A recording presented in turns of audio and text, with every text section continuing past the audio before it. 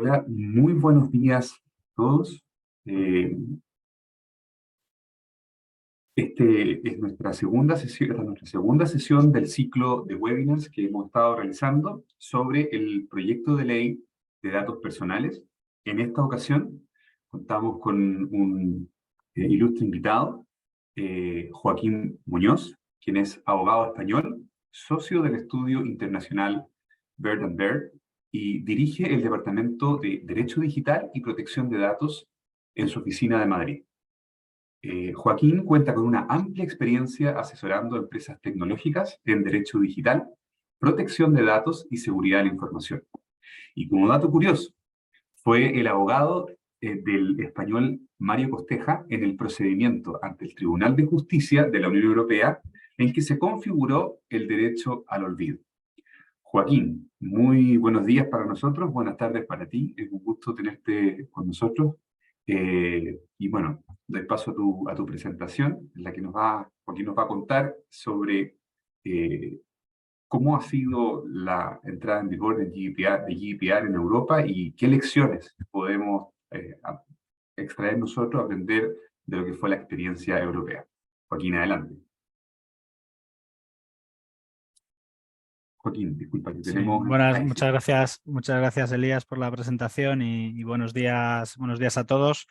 Pues nada, como decía Elías, es un gusto para mí estar compartiendo esta sesión con ustedes y la idea hoy es, bueno, pues en vistas de esta futura ley de protección de datos que está pendiente de aprobación en Chile y intentando adelantarnos un poco a esa vorágine que probablemente suponga, ¿no? Que todas las empresas intenten adecuar todos sus procedimientos. La mayoría yo creo que probablemente ya cumplen seguramente con estándares de seguridad, de privacidad. Al final estas normativas son normativas bastante razonables en cuanto a que las exigencias, por lo menos de cumplimiento en cuanto a medidas de seguridad, pues son las que cualquier negocio probablemente tenga que tener implementadas para proteger el propio negocio. Por lo tanto, seguramente ya hayan muchas empresas con medidas de seguridad cercanas a lo que va a exigir la normativa.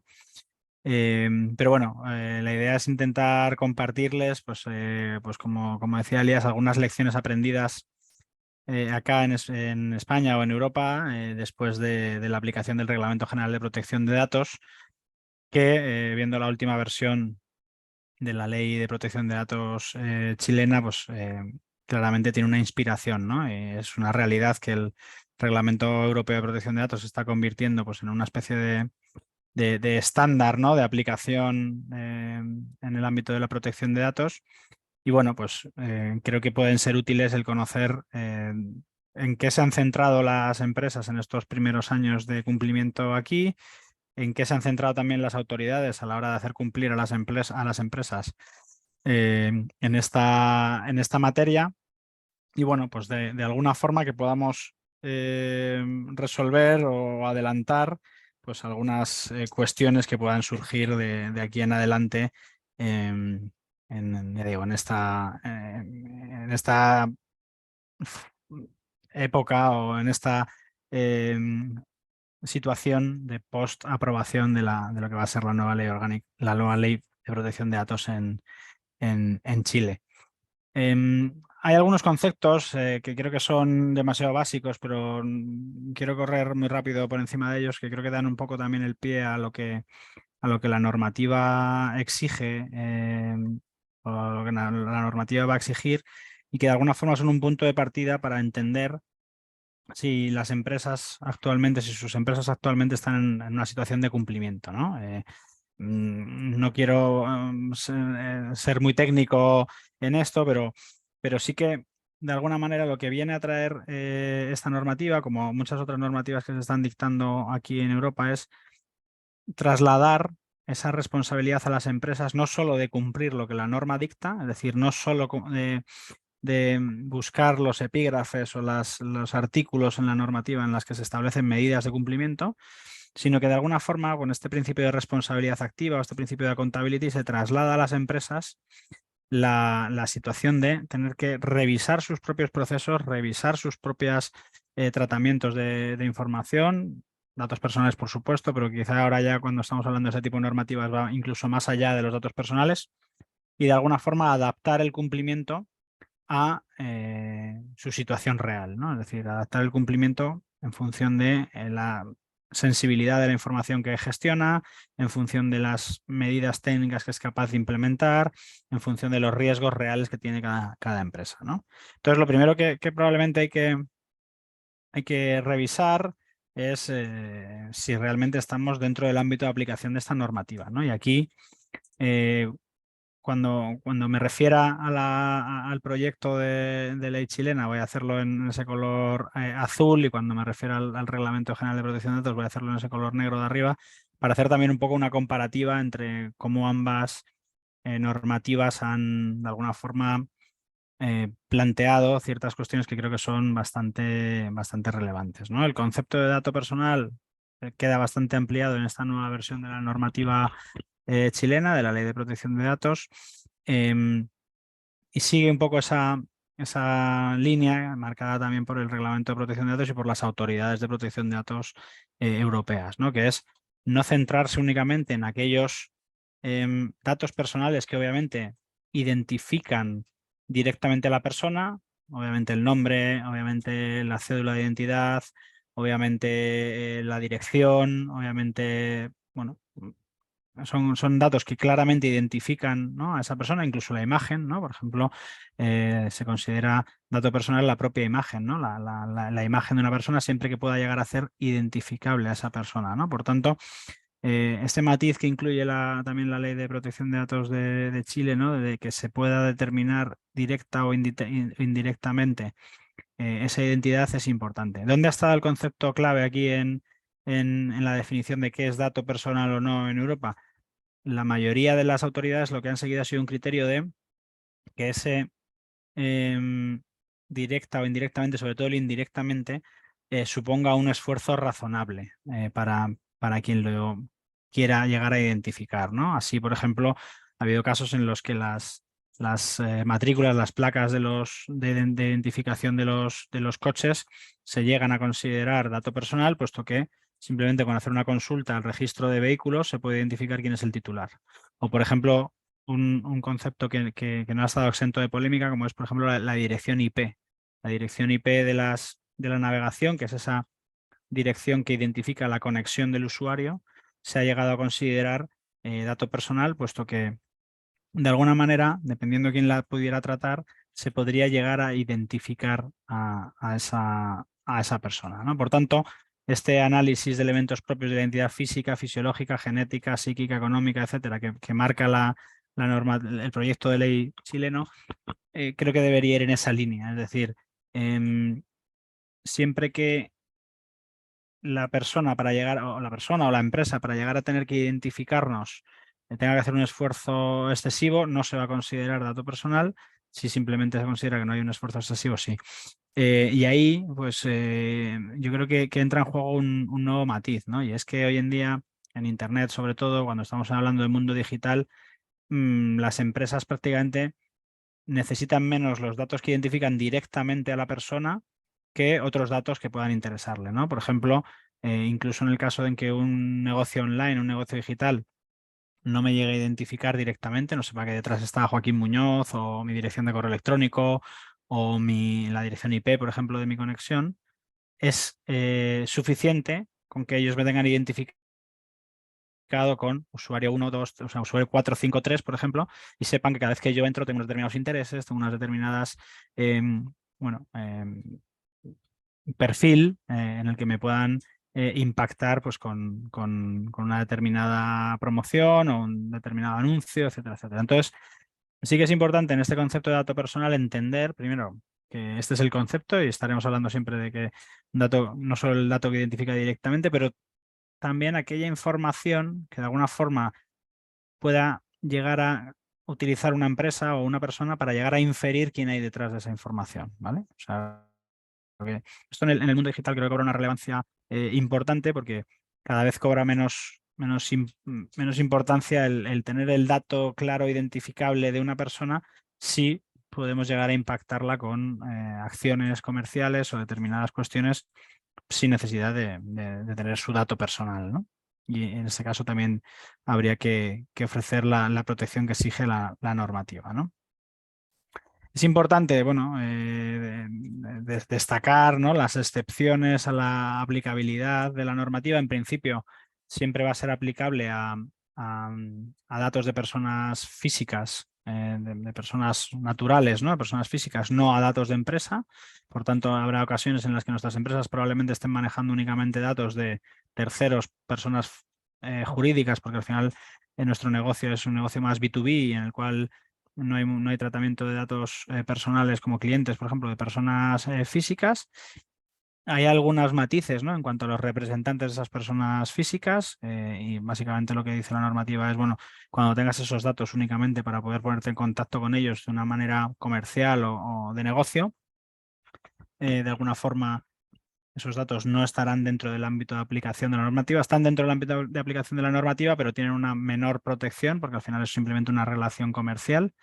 Sí será aplicable para datos de personas físicas en su ámbito privado, intimidad, etcétera, etcétera, ¿no?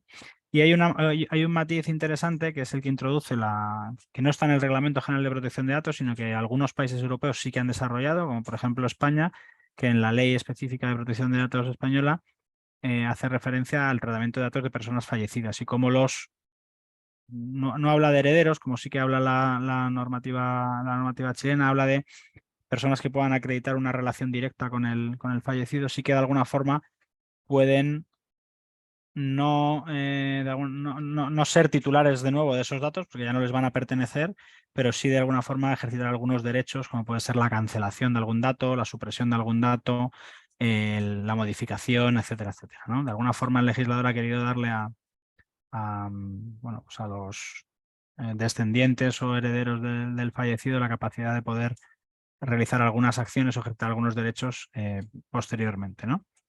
Por otro lado, obligados al cumplimiento, digamos, son todas aquellas empresas o trabajadores autónomos, instituciones públicas, administraciones públicas, etcétera, etcétera, que de alguna forma tengan acceso a esos datos personales, traten esos datos personales para cumplir con algún tipo de finalidad. En principio estarían exentos de las obligaciones de la normativa los datos personales utilizados en un ámbito puramente doméstico, ¿no? Una agenda de contactos en mi teléfono móvil, los datos de mis familiares, amigos, etcétera, estarían exentos, pero sí para todas las empresas los datos que vayan a tratar en el marco de su actividad. Bueno, y habiendo aclarado estos dos conceptos que creo que son muy generales y que seguramente todos tenemos bastante superados e interiorizados, etcétera, etcétera, sí que me quería centrar en lo que yo creo que ha sido el cambio de paradigma, ¿no?, en cuanto al paso que dimos en Europa, ¿no?, respecto de la directiva anterior con las respectivas leyes nacionales y ahora el Reglamento de Protección de Datos, ¿no? Y es algo que viendo el último borrador de la Ley de Protección de Datos de Chile, creo que sigue esa misma línea, ¿no? Y es principalmente que estamos hablando de una exigencia de responsabilidad proactiva a las empresas. Es decir, como les decía al principio, no solo se trata ya de cumplir con ciertos estándares que me marca la normativa, ciertos estándares que yo me pueda marcar y habiendo cumplido esto ya estoy en una situación de cumplimiento, estoy protegido de ser objeto de alguna sanción o incluso estoy tranquilo en el marco de hice una adecuación cuando fue aprobada la ley, me establecí unos procedimientos y ya está, no tengo nada que hacer, no tengo nada más que hacer, ¿no?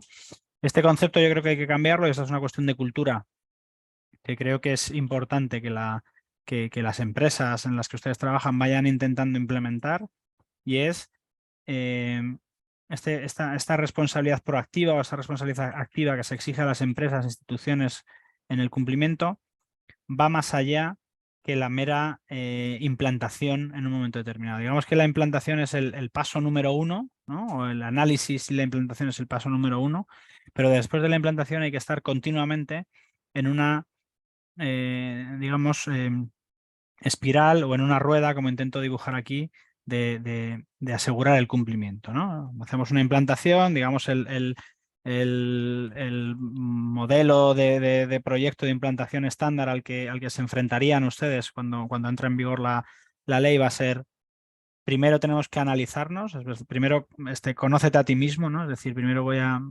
determinar qué procedimientos tengo en mi empresa, y para esto es importante pues lo que en el reglamento se identifica como registro de actividades del tratamiento, ¿no? Que al final no deja de ser pintar todas las actividades de la empresa, desde que se recoge el dato hasta que el dato se borra o se deja de utilizar, pintar dentro de todos los departamentos de mi empresa. Cuando digo pintar, digo pues establecer en un cuadro, en una plantilla de Excel, por ejemplo, o en un documento en el que yo pueda tener identificado qué sucede con el dato, por ejemplo, vamos por poner un ejemplo que sea más fácil de visualizar, en el procedimiento de recursos humanos en el cual hago los procesos de selección de empleados, ¿no?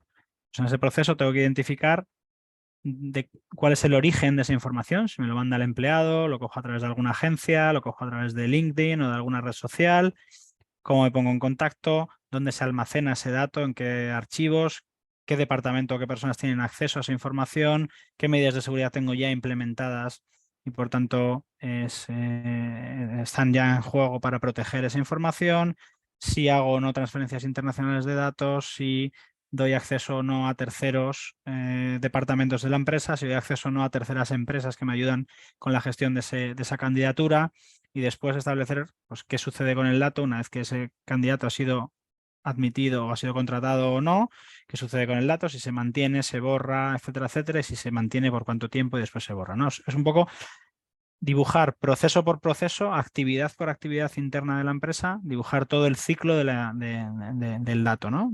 ¿Qué hago con el dato desde que lo recibo hasta que finalmente es borrado? Y esa es una labor importantísima al principio para después poder llevar a cabo todas las medidas de actuación en en protección de datos, ¿no? Esto consiste en esto, ¿no? Entonces, ya una vez que tengo identificada mis procesos, uno a uno, hago un análisis de riesgos, decido si las medidas de seguridad que tengo implementadas son suficientes, y a partir de ahí, pues hago lo que indicamos aquí en esta slide, ¿no? Em, una vez que he hecho la implantación, tengo que revisar cada cierto tiempo, tengo que programar revisiones, auditorías para comprobar que las medidas que tengo implementadas funcionan. Tengo que hacer formación a mis empleados, porque esto no es importante entender que no es una labor únicamente del responsable de cumplimiento, el responsable de compliance o quien vaya a ser el responsable de protección de datos de la empresa.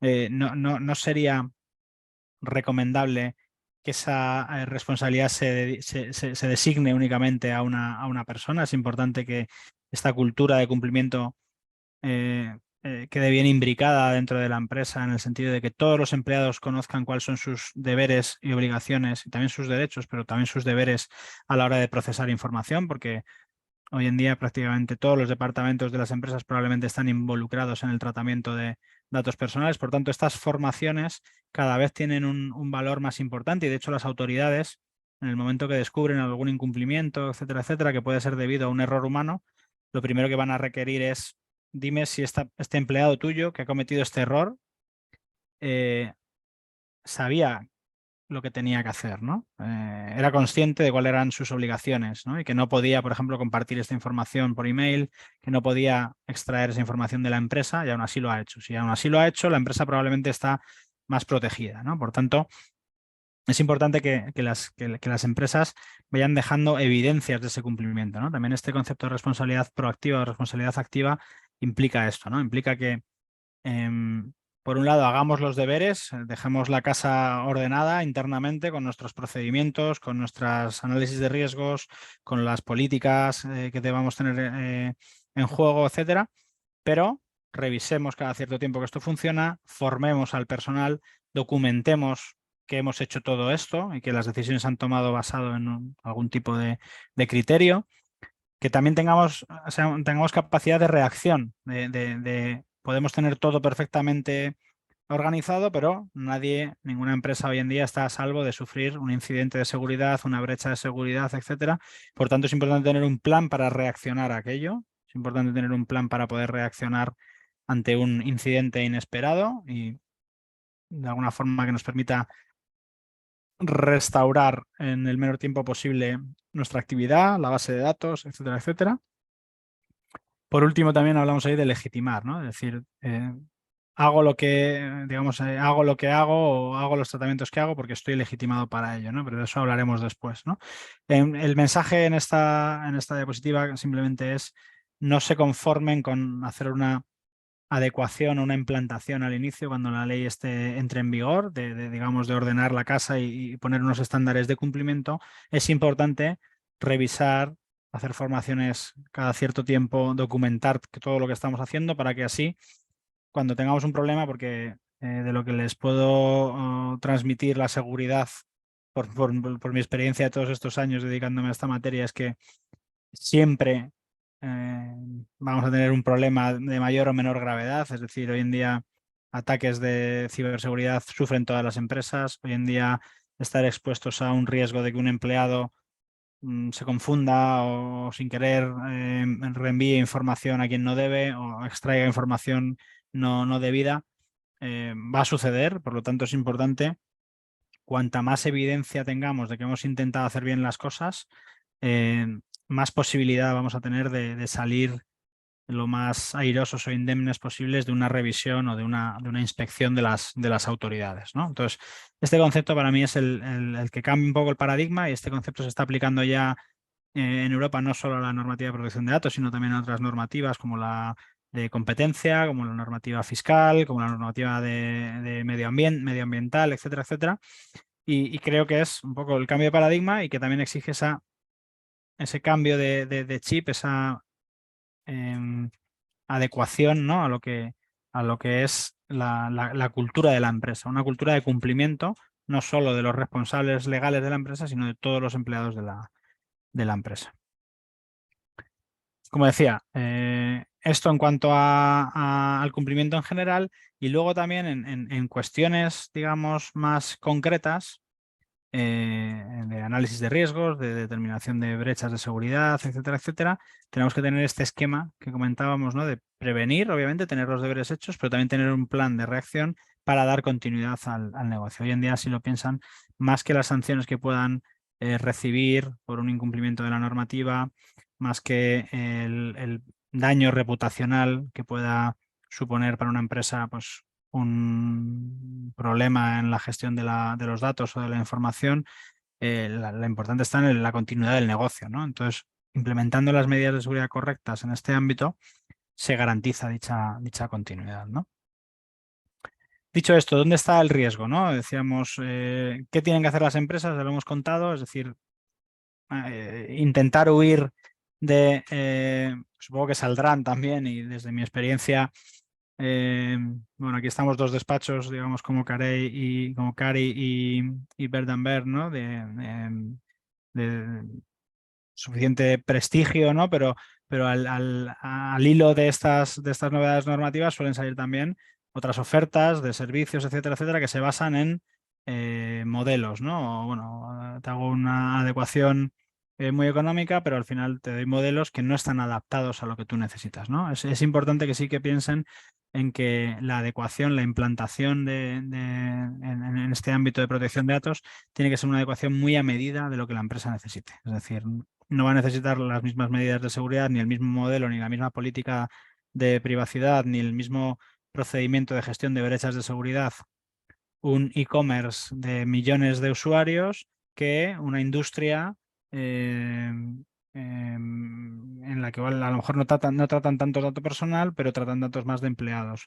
O no va a necesitar el mismo nivel de adecuación o el mismo nivel de seguridad, no sé, una red social, que un comercio un poco más modesto que no trate tanto dato personal. Lo importante es huir de esos modelos, huir de esas tentaciones de hacer, digamos, las cosas no perfectas o no bien hechas, sino de acudir, digamos, a lo que necesita cada empresa, ¿vale? Que es ese estudio previo de las necesidades, ese análisis de riesgos y la, la, la implantación de las medidas que correspondan, ¿no? ¿Dónde está el riesgo? Y aquí me voy a centrar un poco en dónde las empresas o dónde las autoridades de protección de datos han visto que bueno, pues que hay ciertos incumplimientos y han acabado sancionando a las empresas, ¿no? Probablemente en esta primera fase lo que más les pueda preocupar a ustedes es ser sancionados o no. Normalmente en esta entrada en vigor de estos regímenes lo que intentamos es hacerlo lo mejor posible para que esas sanciones que seguramente van a llegar cayendo, ¿no? Van a llegar seguro, pues no caigan a nuestras empresas, ¿no? Sino que podamos librarnos de también de esa sanción reputacional, ¿no? Que implica el que una autoridad diga que no hemos hecho bien las cosas en el tratamiento de datos, ¿no? ¿Dónde han estado principalmente los riesgos, ¿no? O dónde han puesto el foco las autoridades en estos años? Aquí les dejo, esto es una herramienta que además es de otro despacho de abogados, pero creo que tiene mucho valor para poder identificar claramente cuáles son los artículos incumplidos por los que las sanciones han recibido, perdón, donde las empresas han recibido determinadas sanciones, en algunos casos bastante cuantiosas, y eso que las que salen aquí en pantalla son bastante modestas para lo que suele ser. Yo creo que está el riesgo en tres puntos muy concretos, ¿no? Uno es la dificultad que han tenido las empresas para poder determinar cuál es la base de licitud del tratamiento aplicable a cada uno de los procesos. Es decir, la norma nos exige que para poder tratar datos personales necesitamos tener una base de legitimación, una base de licitud del tratamiento. La tendencia es siempre a pensar que el consentimiento es la única base de legitimación para tratar los datos personales. Es verdad que es la más común, pero no es la única. Y tanto el reglamento como la ley de protección de datos, el borrador o el proyecto de ley de protección de datos en Chile, dan alternativas, ¿no? El reglamento en el artículo 6 dice cuáles son todas las bases de licitud, y el artículo 13 de la ley chilena hablan de excepciones al consentimiento, ¿no? Digamos que es un formato, digamos, de explicación distinto, pero al final redundan en lo mismo, ¿no? El consentimiento es la base de legitimación más habitual, es decir, la persona voluntariamente nos permite tratar su información, qué información y para qué, pero hay otras. Y otras, por ejemplo, en el ámbito del reglamento, que también existe en la ley chilena, ejecución de un contrato en el que el interesado es parte. El cumplimiento de una obligación legal aplicable al responsable del tratamiento. Es decir, yo como empresa responsable del tratamiento tengo que cumplir con una determinada normativa. Esta normativa me obliga a tratar tus datos personales y por tanto no te tengo que pedir permiso, los tengo que tratar porque la ley me lo exige. Por ejemplo, en el ámbito de un proceso de onboarding o de contratación de un nuevo cliente, en el que, por ejemplo, en el sector financiero, la normativa de prevención de blanqueo de capitales exige tomar determinada información del usuario, ¿no? Pues es un claro ejemplo de obligación legal aplicable al responsable del tratamiento.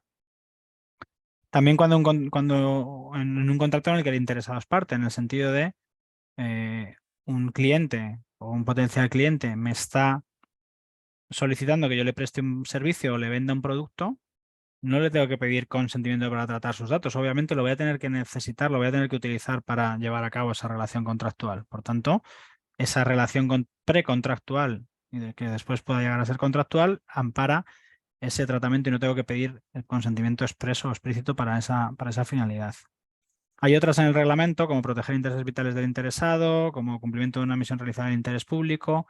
El matiz, por ejemplo, del interés público en Europa es que esa misión realizada en interés público esté reflejada en una ley, esté reflejada en una normativa. Es decir, no cualquier acción de cualquier gobierno, no cualquier acción de cualquier administración pública se puede basar en esto, solo aquellas funciones que tenga atribuidas por ley. ¿Por qué? Pues porque hay que limitar de alguna forma y intentar no dar pábulo a posibles excesos también en la acción de las administraciones, ¿no?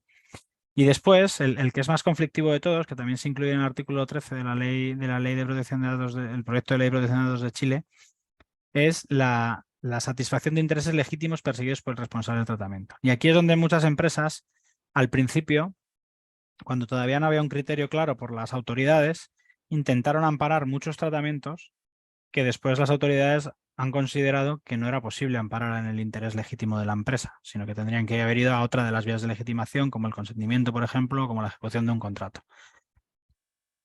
probablemente dentro de sus equipos comerciales, equipos de negocio, etcétera, etcétera, vayan a verse en la situación de querer utilizar más datos de los necesarios o querer utilizar los datos que ya tienen para otras finalidades distintas para las que fueron recogidos en un inicio, por ejemplo.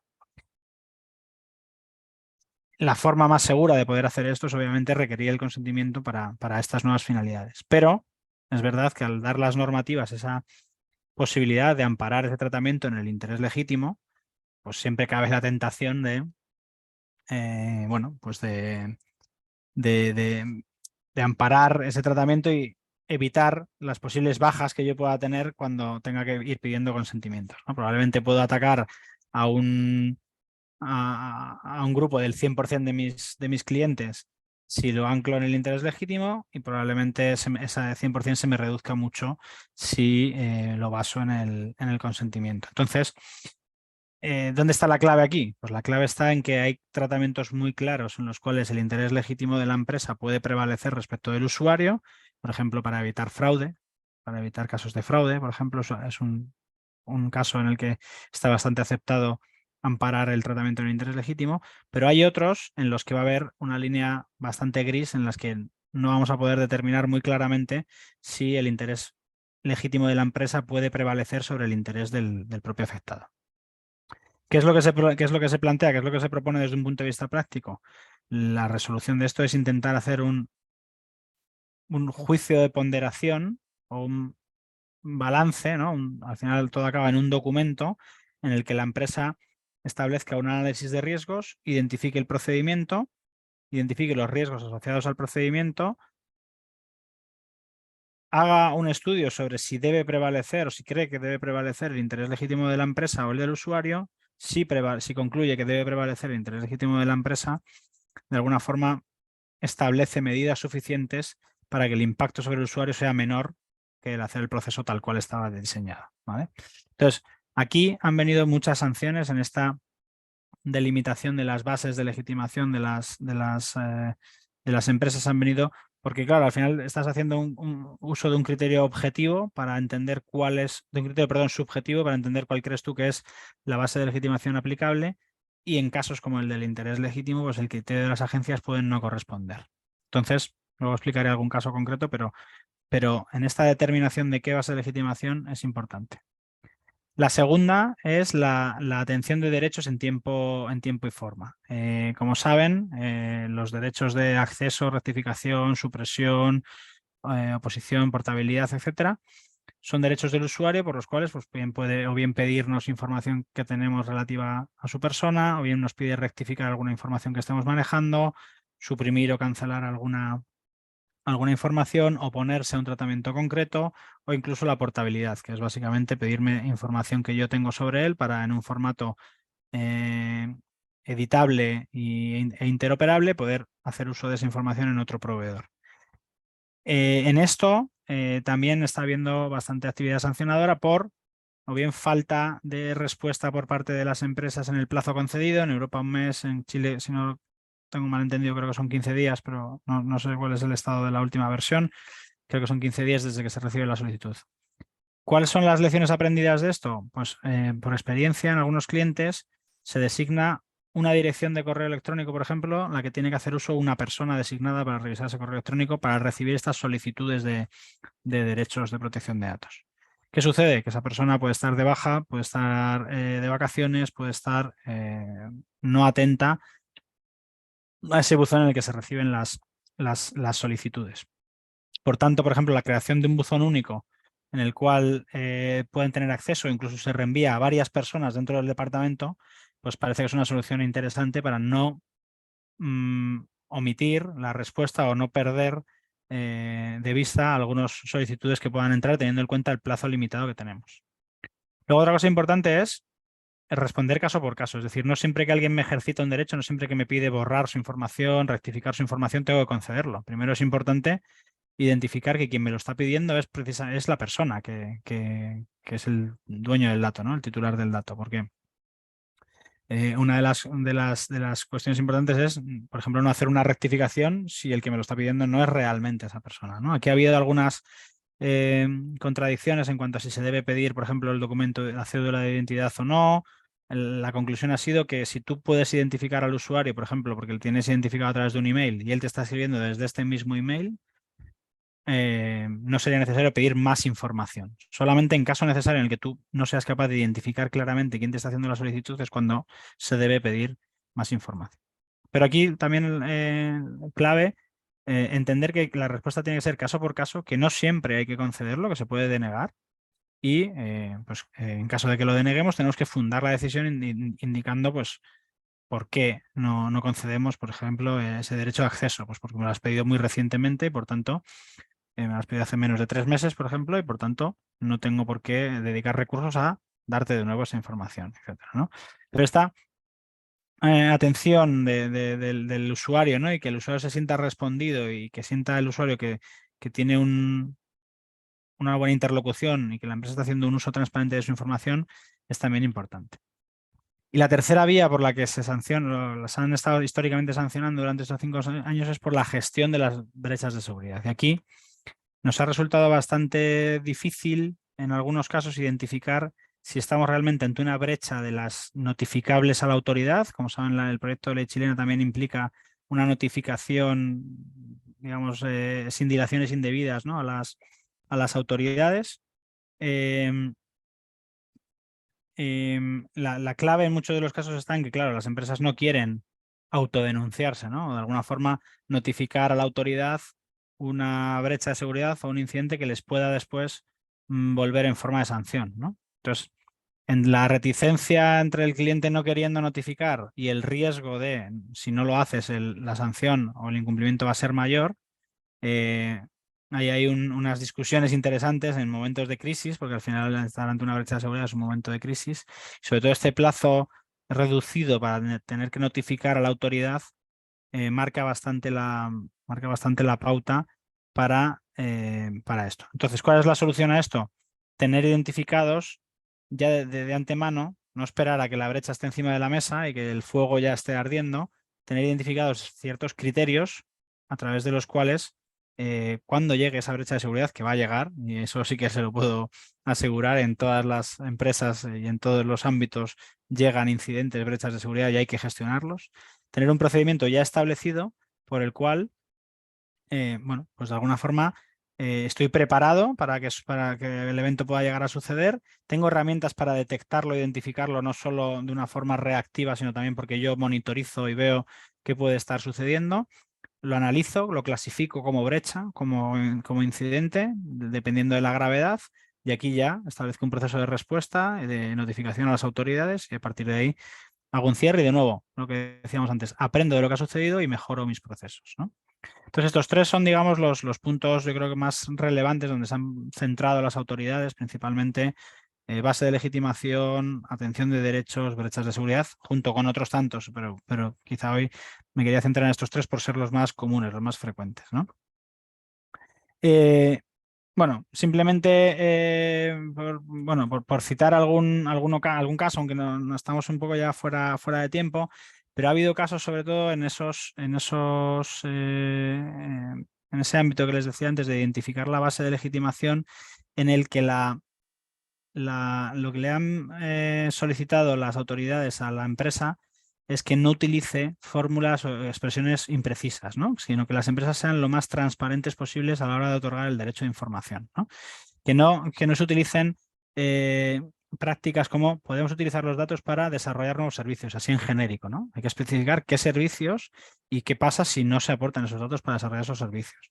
No se debe evitar utilizar referencias como podemos utilizar sus datos personales para fines de investigación. No, la exigencia es que indiquemos qué fines concretos de investigación, qué impacto puede tener eso en mi relación con la empresa y de alguna forma ser lo más transparentes posibles en la descripción. Yo creo que no hay que tener miedo a que por hacer una redacción transparente de esos consentimientos, de esas políticas de privacidad, podamos perder clientes, porque yo creo que cada vez más el usuario es un usuario experto, es un usuario que de alguna forma valora cada vez más la transparencia que las empresas le aportan, ¿no? Yo creo que es importante no ver esto o este cumplimiento, esta cultura de cumplimiento desde un punto de vista de evitar la sanción, sino que es mucho más interesante verlo desde el punto de vista de lo que gana la empresa siendo transparente em, y pudiendo mostrar, ¿no? esa transparencia a los usuarios. Bueno, en este caso concreto, y como resumen, es infórmese bien a los usuarios, infórmese de una manera lo más transparente posible, con lenguaje claro, con lenguaje sencillo, y evitar redacciones que puedan llevar a error al usuario, ¿no? Y luego, por rematar con otro caso, pues simplemente una sanción de 1.000.000 de euros en este caso, por incumplimiento de varios principios, básicamente por obtener datos personales de bases de datos de acceso público, ¿no? El concepto de base de datos de acceso público está muy de moda últimamente, y más con esta irrupción de las inteligencias artificiales, ¿no? Que extraen información, se alimentan, etcétera, etcétera. Y es importante, bueno, pues esta conclusión que se llega en Europa, ¿no? De no todo lo que está publicado en Internet puede ser utilizado para las finalidades que las empresas quieran. Hay que hacer una labor, sobre todo de revisión, de actualización de ese dato, etcétera, etcétera. Y por tanto, cuidado con la información que obtenemos de fuentes de datos públicas, porque el hecho de que esté publicado en Internet o accesible a todos no quiere decir que se pueda usar esa información, ¿no? Tendríamos que buscar esa base de licitud, ese principio de legitimación, para entender si realmente podemos utilizarlas o no, ¿no? Y por último, nada, solamente una mención a que creo que los códigos de conducta que ya están aflorando aquí en España y en Europa pueden ser una vía muy interesante también para la autorregulación de determinados sectores, como el sector asegurador, el sector financiero, el sector de las telecomunicaciones, etcétera, y que por tanto la unión de las diferentes empresas de esos sectores para intentar autorregularse o intentar llegar a un acuerdo porque esto es un código de conducta que se aprueba en conjunción con la autoridad. Entonces creo que es una buena forma de acercarse a la autoridad para poder llegar a un acuerdo en determinadas prácticas que quizá no quedan resueltas o que la ley no ha tenido en cuenta, que son muy específicas del sector, poder de alguna forma llegar a un acuerdo con la autoridad y tener una relación más flexible en el tratamiento que se hace de la información. Disculpen porque creo que por el tiempo reducido que tenemos he ido demasiado rápido sobre algunos conceptos. Encantado bueno, en la medida de lo posible, si alguien tiene alguna duda, estoy accesible a través de los compañeros de Cari, por supuesto, y si no a través de LinkedIn o de mi correo electrónico.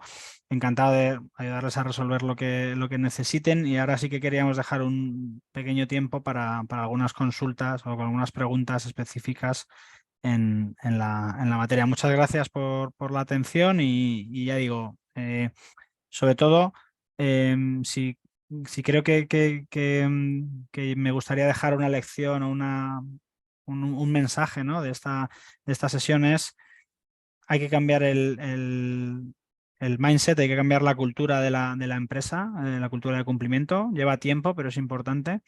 Hay que intentar no limitarse a cumplir lo básico, sino que cada vez el usuario demanda esa mayor transparencia.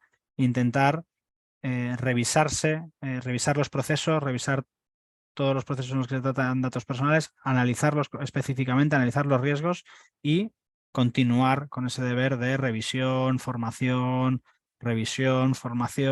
y mejora de los procesos. Yo creo que haciendo eso, probablemente sus empresas estarán protegidas en este ámbito. Ya no digo, no solo desde el punto de vista de evitar multas, de evitar sanciones, pero también del valor añadido que creo que se puede ofrecer a los titulares de los datos, clientes o empleados.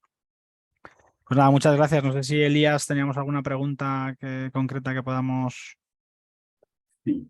Y bueno, me gustaría hacer alguna pregunta, Joaquín. Ante todo, eso sí, muchísimas gracias por tu presentación, que sin duda es muy valiosa para nosotros y también para nuestros clientes, porque nos permite tener una imagen, una idea de cómo ha sido la experiencia allá en España. Como primera pregunta, me gustaría que nos contaras cómo ves tú que fue el proceso de instalación de la agencia española, la autoridad en esta materia. ¿Cuáles fueron sus primeras medidas? ¿Hubo algún periodo de marcha blanca o de cierta tolerancia con las empresas para adecuarse a las nuevas reglas? ¿O más bien, una vez que entró en vigor el reglamento europeo, inmediatamente la fiscalización comenzó con mucha fuerza. Pues es una buena pregunta. Lo que sucedió en España, bueno, en España ya teníamos la Agencia de Protección de Datos anterior a la entrada en vigor del reglamento, ¿no? Con la anterior normativa ya estaba creada la agencia, por lo tanto ya tenía un track record, ¿no? Y de hecho una de las motivaciones de crear un reglamento europeo era igualar de alguna forma la actividad de las autoridades, ¿no? Porque antes de esta norma en Europa teníamos algunas autoridades muy activas, como la española, la alemana, la holandesa, y otras bastante menos, de manera que pues prácticamente con las mismas normativas, la misma directiva, empresas de unos países estaban más penalizadas que otros por esa Mm, labor de inspección de las agencias. Lo que ya. sucedió en la mayoría de ellas fue que hubo un periodo, de alguna forma, de gracia o un periodo por el cual las agencias tuvieron menos actividad o fueron menos intensas en la actividad, de unos 6 meses, un año. También porque la normativa planteaba ciertas o dejaba abiertos ciertos conceptos que eran bastante interpretables, ¿no? Entonces, durante este tiempo las agencias también se dedicaron a una labor de mucha difusión de información en el sentido de, em, bueno, de aclarar determinados conceptos, pues como el concepto de interés legítimo o determinados conceptos, ¿no? Entonces, hubo una labor de publicación y de divulgación de estas cuestiones, pero después, pasados estos 6 meses, un año, la actividad retomó y volvieron al ritmo, digamos, habitual. En concreto, la autoridad española, de hecho, es la autoridad con más actividad sancionadora en Europa por número de procedimientos y número de sanciones. No es la que más altas sanciones ha implementado, pero sí que la actividad es bastante continua y de revisión y también, bueno, pues la cultura también de los denunciantes en España, ¿no? Y esto es un comentario quizá un poco negativo, ¿no? Pero también los usuarios lo aprovechan para de alguna forma forzar a las empresas o exigir a las empresas en determinadas situaciones un mejor cumplimiento, ¿no? Mm. Ya veo, Joaquín, muchas gracias por tu respuesta. Y bueno, ¿cómo ves tú que reaccionaron las empresas frente a la nueva normativa? ¿Dónde pusieron sus mayores esfuerzos? ¿Qué tipo de medidas implementaron para ajustarse a las nuevas normas? Si pudieras contarnos. Bueno, yo creo que en todos estos procesos hay siempre dos enfoques, ¿no? Uno es el enfoque público, es decir, lo que de cara al público se ve de la empresa, ¿no? Y eso yo creo que es lo que más preocupa a las empresas en un primer momento, es decir, las políticas de privacidad en los sitios web, los formularios, o sea, los avisos legales, ¿no? Los avisos de privacidad en los formularios donde recaban datos, etcétera, etcétera. Yo creo que es una labor importante, sobre todo al principio, porque de alguna forma sí, el riesgo probablemente está fuera, ¿no? El riesgo probablemente está en lo que terceros puedan ver de ti y las denuncias puedan llegar por algo que está cara al público, ¿no? Pero creo, sinceramente, que es una tentación lógica, razonable, pero creo que es un error, porque es de alguna forma empezar la casa por el tejado, ¿no? Eh, eh, Creo que esto hay que verlo, como decía antes, como un cambio en la cultura de la empresa, un cambio en los procesos de la empresa y una cultura de cumplimiento, ¿no? Y verlo de una forma positiva, porque hoy en día los datos, no solo datos personales, cualquier tipo de dato es uno de los principales activos de cualquier empresa, ¿no? Y como activo principal, en un mejor protección y tratamiento de esa información va a redundar también en una mejora en el negocio y eh, en el beneficio final de la empresa, ¿no? Entonces, creo que puede haber esa tentación de regular o arreglar solamente lo visible, pero creo que es un error porque los fallos, los incumplimientos, las brechas, etcétera, etcétera, se dan en lo no visible, ¿no? En el establecimiento de esas políticas internas, esos procesos internos de aseguramiento o de securización de la información. Joaquín, y a nivel de sanciones, ya no de fiscalización, sino que al momento de cursar multa directamente. ¿Se dio en Europa un incremento progresivo de las multas o las multas fueron altas desde el principio? Desde el día uno ya nos encontramos con las multas más, más severas. Sí Eh, que, sí que creo que hubo una progresión. En Europa sí que se tiene muy en cuenta también, con ese régimen de sanción,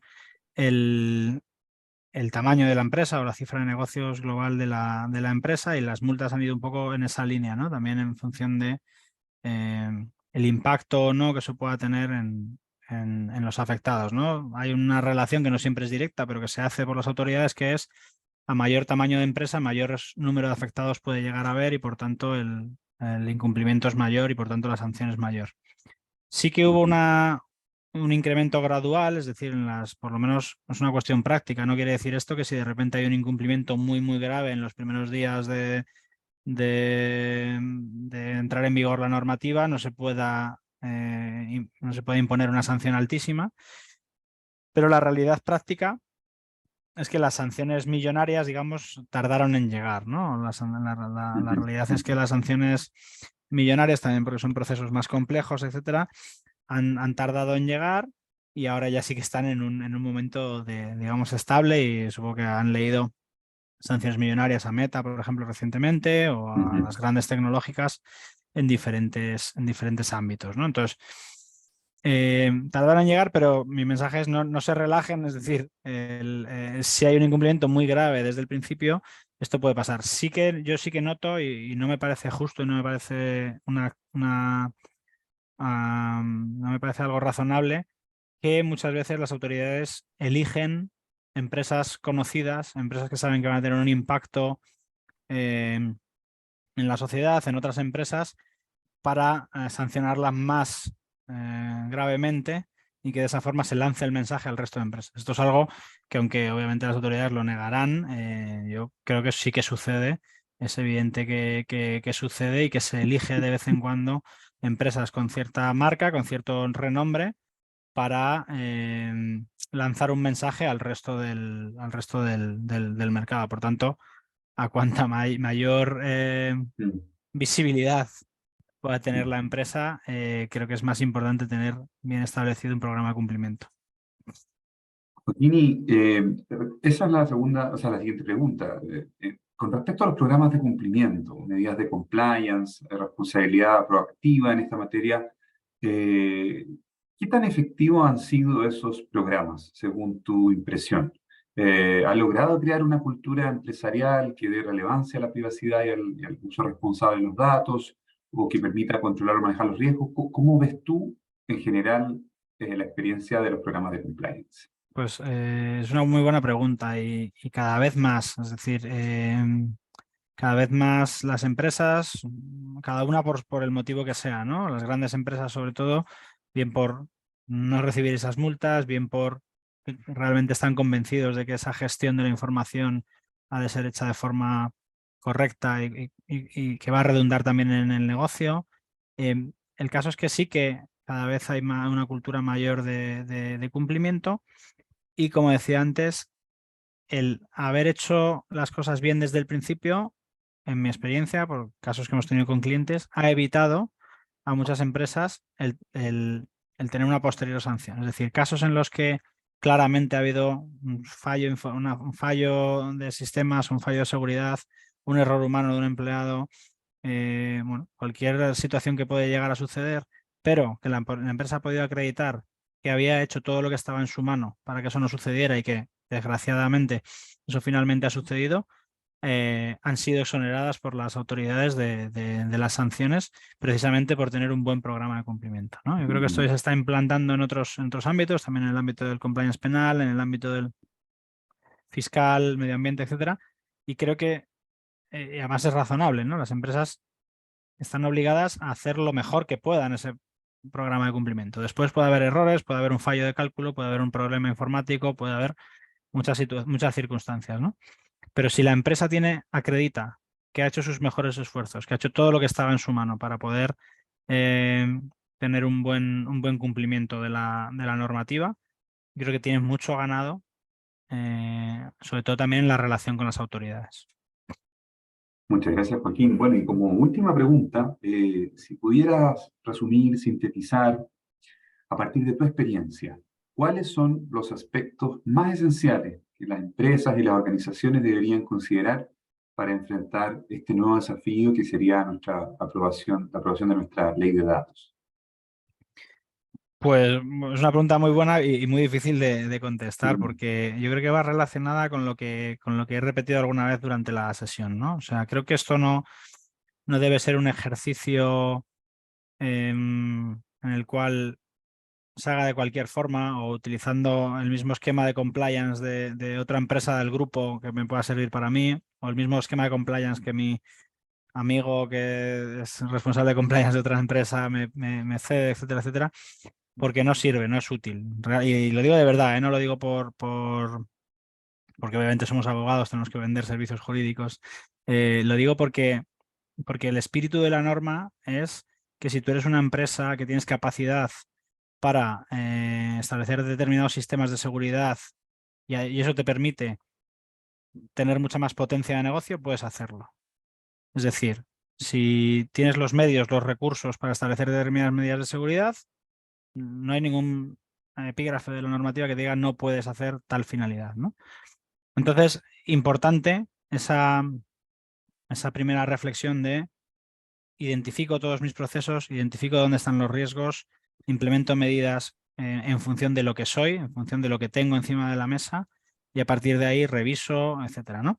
No se trata de, en muchos casos probablemente se darán con la situación en la que no tengan recursos, no tengan presupuesto, no tengan posibilidad de tener una adecuación perfecta en el día 1 de entrada en vigor de la normativa. Pero de eso también se trata el análisis de riesgos. Ese análisis de riesgos del que hablo de los procesos, también se trata de identificar por dónde empezamos, ¿no? Es decir, creo que en mi empresa el mayor riesgo está aquí y lo documento, ¿no? Y digo, sé que tengo que hacer el 100%, pero tengo recursos para hacer por el momento durante este año el 25%, que creo que voy a empezar por ese 25% porque es donde está el mayor riesgo en mi empresa. Empiezo por aquí y después tengo planificado que voy haciendo el resto. Que si se puede hacer el 100% desde el principio, perfecto. Pero en ese conocerse a uno mismo y atacar los riesgos en función de la criticidad, creo que también hay mucha importancia y sobre todo pues hacerlo con un criterio, ¿no? Muchísimas gracias, Joaquín. Muy clara tu respuesta, Joaquín. Aprovecho nuevamente la oportunidad para agradecerte por tu muy buena presentación, que para nosotros, nombre quiere, te la agradezco, para nosotros ha sido muy valiosa. Imagino que para nuestros clientes y asistentes de este webinar también. Para quienes no estuvieron al inicio, presentó esta mañana Joaquín Muñoz, abogado español, socio del estudio internacional Baird & Baird, que dirige el Departamento de Derecho Digital y Protección de Datos de su oficina en Madrid. Y con esta presentación cerramos este ciclo de webinars sobre la ley de datos personales. Aprovecho también de invitarlos a visitar el minisitio que nuestra oficina tiene sobre este proyecto de ley. Lo pueden encontrar en la URL protecciondedatos.keri.cl. Lo repito, protecciondedatos.keri.cl. Y nada, pues desearles a todos los espectadores, a Joaquín también, un muy buen día, agradecerles por su participación, a ti Joaquín por tu charla, y espero que nos encontremos en otra ocasión. Que tengan todos un muy buen día. Muchas Muchas gracias. gracias. Placer.